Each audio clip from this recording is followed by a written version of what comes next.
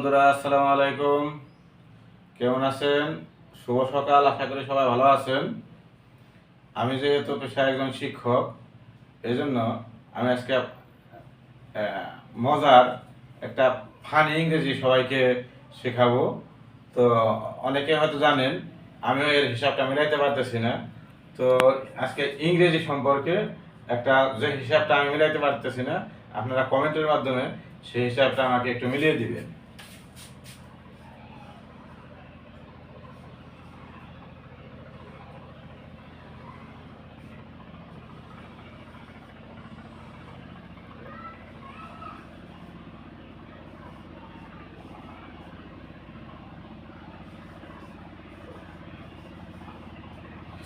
দেখেন বন্ধুরা, আমি এখানে বেশ কয়েকটা ওয়ার্ড লিখছি।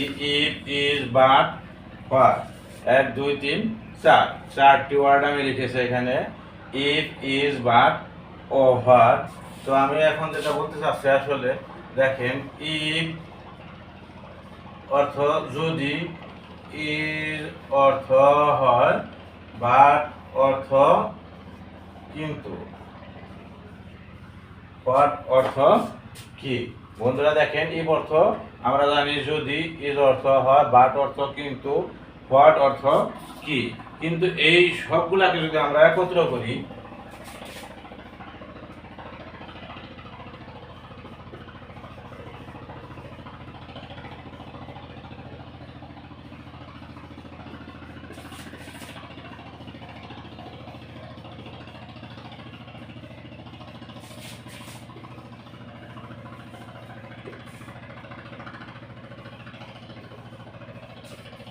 বন্ধুরা দেখেন, ইফ যদি, ইজ হয়, বাট কিন্তু, হোয়াট কি।